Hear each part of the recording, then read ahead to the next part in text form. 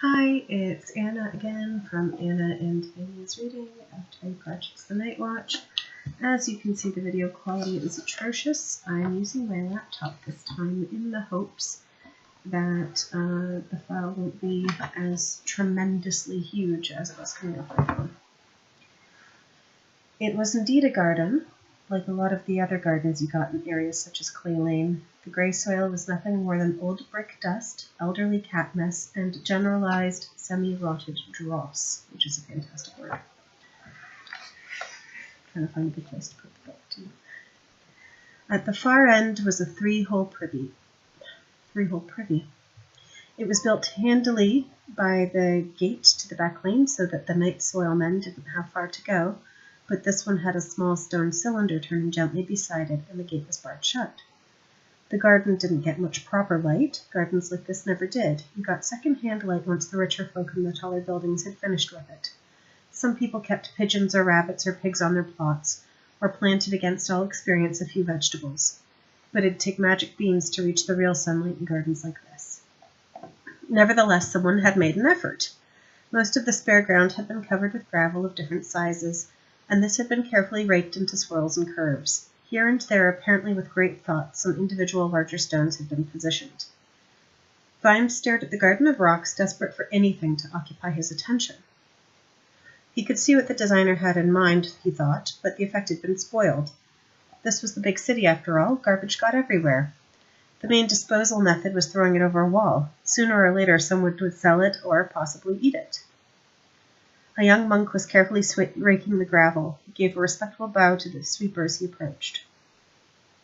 The old man sat down on a stone bench. "Push off and get us 2 cups of tea, lad, will you?" he said. "1 green with yak butter, and Mr. Vimes will have a boiled orange and a builder's boot with 2 sugars and yesterday's milk, right?" "That's how I like it," said Vimes weakly, sitting down. The sweeper took a long, deep breath. "And I like building gardens," he said. "Life should be a garden." Vimes stared blankly at what was in front of them. "Okay," he said. "The gravel and the rocks, yes, I can see that. Shame about all the rubbish. It always turns up, doesn't it?" "Yes," said Lucy. "It's part of the pattern." "What? The old cigarette packet?" "Certainly. That invokes the element of air," said Sweeper. "And the cat doings?" "To remind us that disharmony, like a cat, gets everywhere." "The cabbage stalks? The used Sankey?" And here we've got a footnote. "Named after Wallace Sankey, a man without whose experiments with thin rubber the pressure on housing in Ankh-Morpork would have been a good deal more pressing." "At our peril, we forget the role of the organic in the total harmony. What arrives seemingly by chance in the pattern is part of a higher organization that we can only dimly comprehend. This is a very important fact and has a bearing on your case." "And the beer bottle?" For the first time since Vimes had met him, the monk frowned. "You know, some bugger always tosses one over the wall on his way back from the pub on Friday nights. If it wasn't forbidden to do that kind of thing, he'd feel the flat of my hand and no mistake." "It's not part of the higher organization?" "Possibly. Who cares? That sort of thing gets on my fungus. It really does," said Sweeper. He sat back with his hands on his knees. Serenity flowed once more. "Well now, Mr. Vimes, you know the universe is made up of very small items." "Huh?" "We've got to work up to things gradually, Mr. Vimes. You're a bright man. I can't keep telling you everything is done by magic." "Am I really here too? In the city? I mean, a younger me?" "Of course, why not? Where was I? Oh, yes. Made up of very small items and—" "This is not a good time to be in the watch. I remember. There's the curfew, and that was only the start." "Small items, Mr. Vimes," said Sweeper sharply. "You need to know this." "Oh, all right. How small?" "Very, very small. So tiny that they have some very strange ways indeed." Vimes sighed. "And I ask you, what ways are these, yeah?" I'm glad you asked that question. For one thing, they can be in many places at once. Try to think, Mr. Vimes." Vimes tried to concentrate on what was probably the discarded fish and chip wrapper of infinity. Oddly enough, with so many horrible thoughts crowding his head, it was almost a relief to put them to one side in order to consider this. The brain did things like that. You remember once when he'd been stabbed and would have bled to death if Sergeant Angua hadn't caught up with him, and how as he lay there he found himself taking a very intense interest in the pattern of the carpet. The senses say, we've only got a few minutes. Let's record everything in every detail. "That can't be right," he said. "If this seat is made up of lots of tiny things that can be in lots of places at once, why is it standing still?" Give the man a small cigar, said Sweeper jubilantly. That's the big problem, Mr. Vimes, and the answer, our abbot tells us, is that it is in lots of places at once. Ah, here's the tea. And in order for it to be in lots of places at once, the multiverse is made up of a vast number of alternate universes, an oodleplex of oodleplexes. That's like the biggest number anyone can think of ever, just so as it can accommodate all the quantum. Am I going too fast for you? Oh, that, said Vimes. I know about that. Like you make a decision in this universe, and you make a different decision in another one. I heard the wizards talking about that at a posh reception once. They were arguing about the glorious 25th of May. And what were they saying? Oh, all the old stuff, that it would have turned out differently if the rebels had properly guarded the gates and the bridges, that you can't break a siege by a frontal attack, but they were saying that, in a way, everything happens somewhere. And you believe them? It sounds like complete thungus, but sometimes you can't help wondering, what would have happened if I'd done something different? Like when you killed your wife? Sweeper was impressed at Vimes's lack of reaction. This is a test, right? You're a quick study, Mr. Vimes, but in some other universe, believe me, I hauled off and punched you one. Again, Sweeper smiled the annoying little smile that suggested he didn't believe him. You haven't killed your wife, he said. Anywhere. There is nowhere, however huge the multiverse is, where Sam Vimes, as he is now, has murdered Lady Sybil. But the theory is quite clear. It says that if anything could happen without breaking the physical laws, it must happen. But it hasn't. And yet the many universes theory works. Without it, no one would ever be able to make a decision at all. So what people do matters, said Sweeper. People invent other laws, and what they do is important. The abbot's very excited about this. He nearly swallowed his rusk. It means the multiverse isn't infinite, and people's choices are far more vital than they think. They can, by way of what they do, change the universe. Sweeper gave Vimes a long look. Mr. Vimes, you're thinking I'm back in time, and damn me, I'm probably going to end up being the sergeant that teaches me all I know, right? I've been wondering. The watch would offer any gutter trash a job in those days because of the curfew and all the spying. But look, I remember Keel, and yes, he did have a scar and an eye patch, but I'm sure as hell that he wasn't me. Right, the universe doesn't work like that.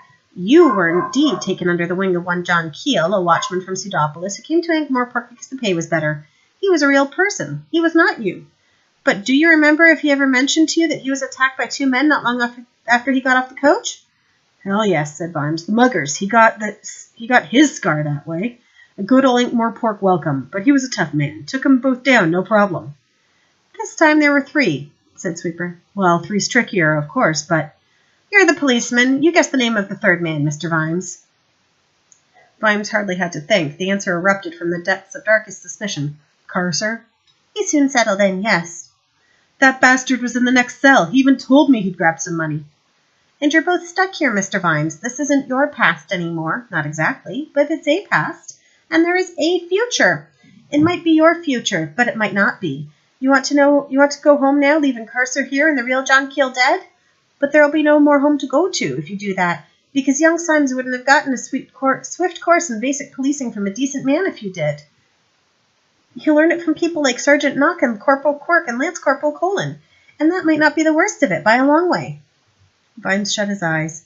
He remembered how wet behind the ears he'd been, and Fred Colin hadn't been too bad, under the half-hearted timorousness and lack of imagination, but Quirk had been an evil little sod in his way, and as for Knock, well, Knock had been Fred's teacher, and the pupil wasn't a patch on the master.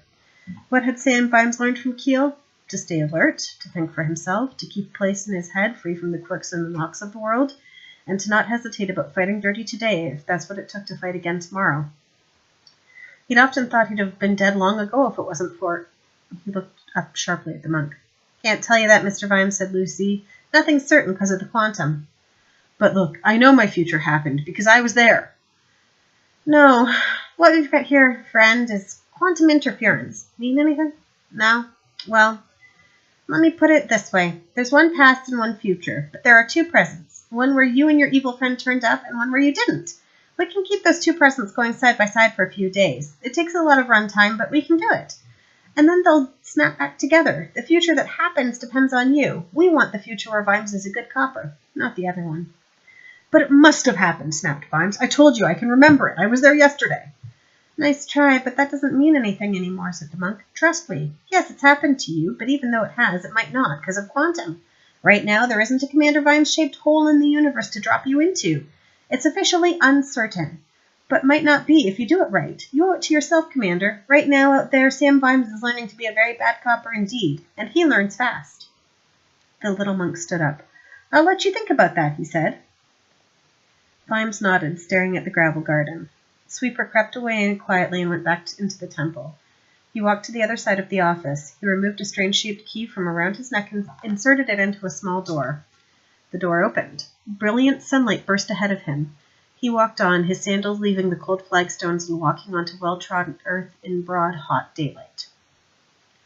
The river had a different course this far back in the past, and present-day residents of Ankh-Morpork would have been surprised at how pleasant it looked 700,000 years ago.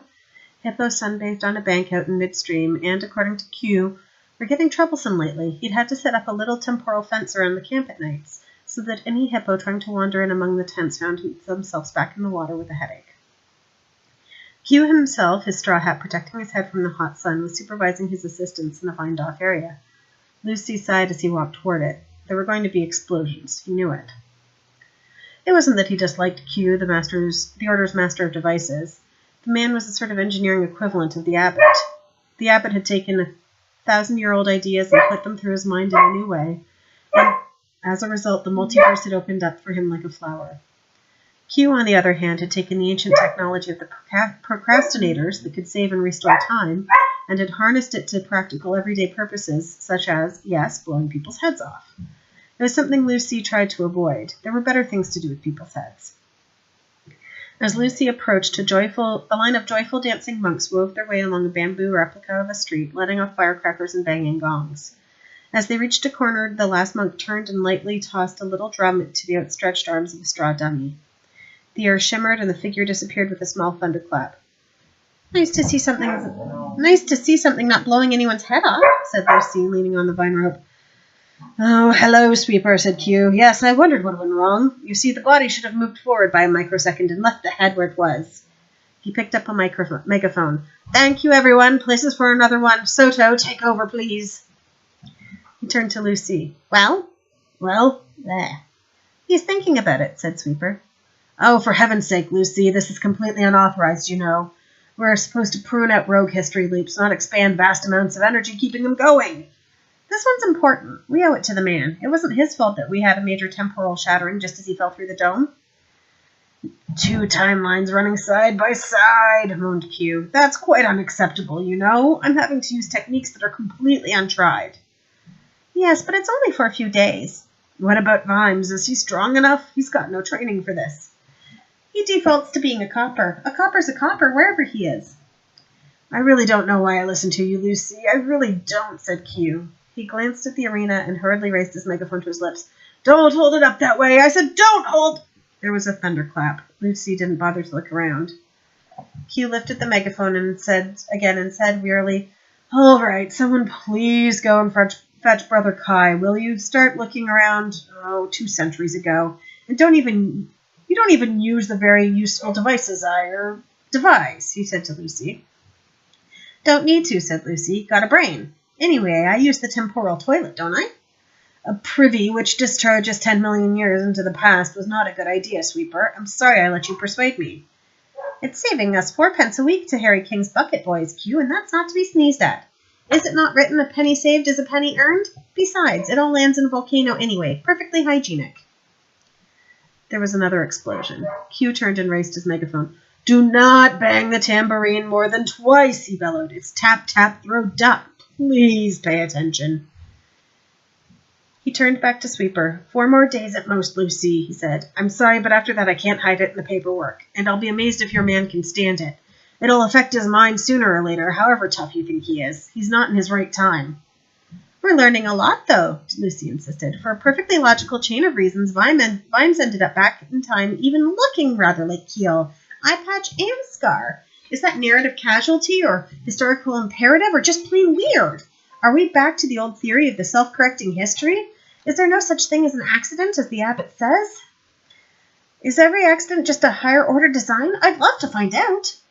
4 days, Q insisted. Any longer than that, and this little exercise will show up, and the Abbot will be very, very annoyed with us.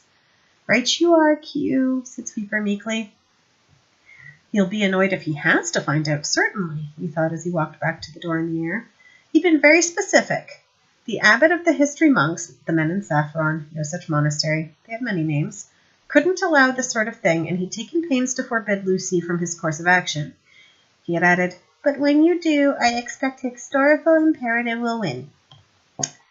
Because, of course, the abbot's still a baby. Sweeper went back to the garden and found Vimes still staring at the empty baked bean tin of universal oneness. "Well, Commander," he said. "Are you really, like, policeman for time?" Vimes said. "Well, in a way," said Sweeper. "So you make sure that good stuff happens?" "No, not the good stuff. The right stuff," said Sweeper. "But frankly, these days we have our work cut out making sure anything happens. We used to think time was like a river. You could row up and down and come back to the same place. Then we found it acted like a sea, so you could go from side to side as well. Then it turned out to be like a ball of water. You could go up and down too. Currently, we think it's like, lots of spaces all rolled up. And then there are time jumps and time slips, and humans mess it up too, wasting it and gaining it. And then there's quantum, of course." The monk sighed. "There's always bloody quantum. So what with one thing and another, we think we're doing quite well if yesterday happens before tomorrow, quite frankly.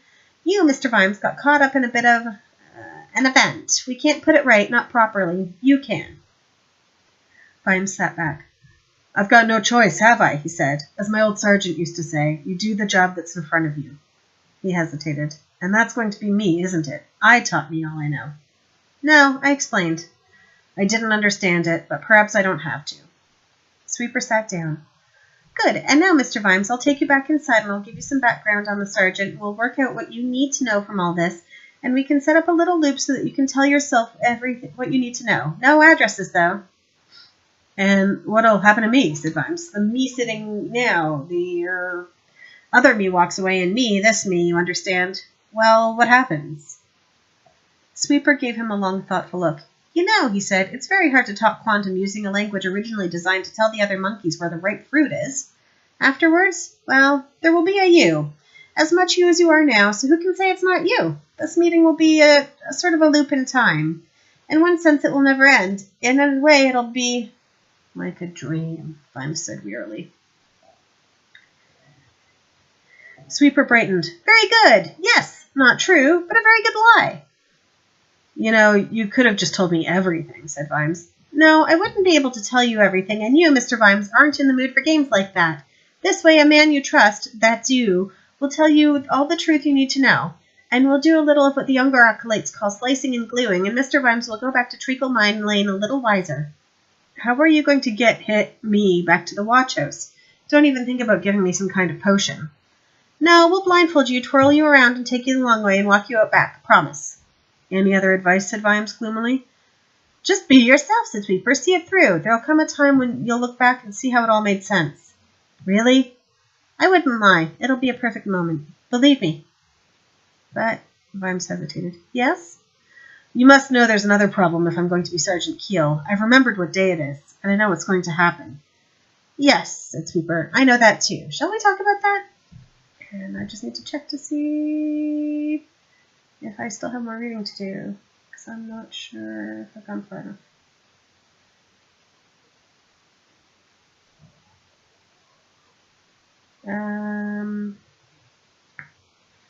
Yep, I still have a bit more reading to do.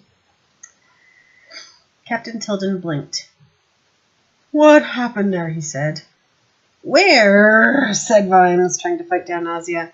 Time coming back had left him with a horrible sensation that he was really two people, and neither of them was feeling all that well. "You blurred, man." "Perhaps I'm a bit tired of this," said Vimes, pulling himself together. "Listen, Captain, I am John Keel. I can prove it, okay? Ask me some questions. You've got my papers there, haven't you? They were stolen." Tilden hesitated for a moment. He was a man whose mind was ponderous enough to have momentum. It was quite hard for his thoughts to change directions. "Who is commander of the Pseudopolis Watch, then?" he said. "Sheriff Macklewheat," said Vimes. "Aha! Wrong! Fallen at the first fence, what? In fact, you fool, it's Sheriff Pearly." "Excuse me, sir," said Snowdy nervously. "Yes, what?" "It is Macklewheat, sir. Pearly died last week. Heard it in the pub." "Fell into the river one drunk," said Vimes helpfully. That's what I heard. Nah, sir, said Snowdy. Tilden looked furious. You could have known that. What? He said. It doesn't prove anything. Ask me something else then, said Vimes. Ask me what McElwheat said about me. And I just hope I've got the answers right. Well? Said I was the best officer on his force and he was sorry to see me go, said Vimes. Said I was of good character. Said he wished he could pay me the $25 a month I was going to get here. I never offered you. No, you offered me $20, and now that I've seen the mess here, I'm not taking it, Vimes rejoiced. Tilden hadn't even learned how to control a conversation. If you pay Knock $20, he owes you $19 change. The man couldn't talk and chew gum at the same time. And look at this, will you? Vimes dumped his handcuffs on the desk. The gaze of Snowdy and Tilden swung to them as if magnetic. Oh, dear, thought Vimes, and stood up and lifted the crossbow out of Snowdy's hands. It was all in the movement. If you moved with authority, you got a second or two. Extra. Authority was everything. He fired the bow at the floor and then handed it back. A kid could open those cuffs, and while Snowdy here keeps a very clean jail, he's completely drawers at being a guard, Vimes said. This place needs shaking up. He leaned forward, knuckles on the captain's desk, with his face a few inches away from the trembling mustache and the milky eyes. $25 or I walk out that door, he said. It was probably a phrase never ever said before by any prisoner anywhere in the world. On any world. $25, murmured Tilden, hypnotized. And the rank will be Sergeant at Arms, said Vimes, not Sergeant. I'm not going to be given orders by the likes of Knock. Sergeant at Arms, said Tilden distantly, but Vimes saw the hint of approval. It was a good military-sounding title, and it was still in the books. In fact, it was a pretty ancient pre-coppering term, back in the days when a court employed a big man with a stick to drag miscreants in front of it. Vimes had always admired the simplicity of that arrangement. Well, sure, Sheriff McElwheat certainly gave you a most glowing reference, said the captain, shuffling the papers. Very glowing. Things have been a little difficult since we lost Sergeant... And I'll be paid my first month in advance, please. I need clothes and a decent meal and somewhere to sleep. Tilden cleared his throat. Many of the unmarried men stay in the barracks in Cheapside. Not me, said Vimes. I'll be lodging with Dr. Lawn in Twinkle Street. Well, Palm did suggest he had a spare room. The pucks. Doctor, said Snowdy. Yeah, I'm particular about the company I keep, said Vimes. It's also just around the corner. He took his hands off the desk, stood back, and whipped off a salute of almost parodic efficiency, the sort that Tilden had always loved. I'll report for duty at 3 o'clock this afternoon, sir, he said. Thank you, sir. Tilden sat mesmerized. It was $25, sir, I believe, said Vimes, still maintaining the salute. He watched the captain get up and go to the old green safe in the corner. The man was careful not to let Vimes see him turn the dial, but Vimes was pretty certain he didn't need to. The safe had still been there when he made captain, and by then everyone knew the combination was 4478, and that no one seemed to know how to change it. The only things worth keeping in it had been the tea and sugar and anything you particularly wanted Nobby to read. Tilden came back with a small leather bag and counted out the money. It was so cowed that he didn't ask Vimes to sign anything. Vimes took it, saluted again, and held out his other hand. Badge, sir, he said. Oh, yes, of course. The captain, entirely unnerved, fumbled in the top drawer of the desk and pulled out a dull copper shield. If he'd been observant, he'd have noticed how hungrily Vimes's eyes watched it. The new sergeant-at-arms picked up his badge with care and saluted again. Oh, sir, he said. Oh, that thing? I believe it's written down somewhere. Vimes took a deep breath. This probably wasn't a good idea, but he was flying now. I, square bracket, recruit's name, square bracket, do solemnly swear by square bracket, recruit's deity of choice, square bracket, to uphold the laws and ordinances of the city of Ankh-Morpork, serve the public truft, defend the subjects of his stroke, her bracket, delete whichever is inappropriate bracket, majesty bracket, name of reigning monarch bracket, without fear, favor, or thought of personal safety, semicolon, to pursue evildoers and protect the innocent, laying down my life if necessary in the cause of said duty, so help me, bracket, a force deity, bracket, full stop, God save king / stroke queen, bracket, delete whichever is inappropriate, bracket, full stop. My word, well done, said Tilden. You have come well prepared, Sergeant. And now it is the king's shilling, sir, said Vimes insistently, soaring on the wings of audacity. I have to take the king's shilling, sir. Or do we have a... It's in the bottom drawer, sir, said Snowdy helpfully, on the bit of string. Oh, yes, said Tilden, beaming. It's been a long time since we used that, what? Is it? Said Vimes. After some rummaging, Tilden produced the coin. It was a genuine old shilling, probably worth $50 now just for its silver, and thus, coppers being coppers, it had always been dropped into the new copper's hand and then tucked away before it was pinched. Vimes had taken the oath once. He wondered if taking it twice cancelled it out, but it needed to be done, and he had to at least touch the shilling. He felt the weight in his palm and took a small, shameful pleasure in closing his fingers on it before the captain had time to drag it back. Then, point made, he released the grip.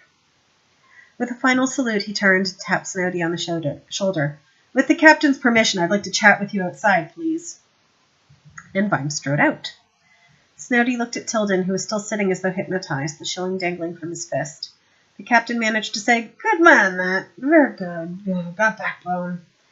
Now, I'll just go and see what you want, sir, said Snowdy, and scuttled out. He'd reached the end of the corridor when a hand came out of the shadows and pulled him close. You're a useful man to know, Snowdy, hissed Vimes. I can tell. Yes, sir, said Snowdy, held half on tiptoe. You've got your ear to the ground, eh? Yes, sir. There's someone in every nick who knows all that's going on and can lay his hands on just about anything, Snowdy, and I think that you are that man. Yeah, yes, sir.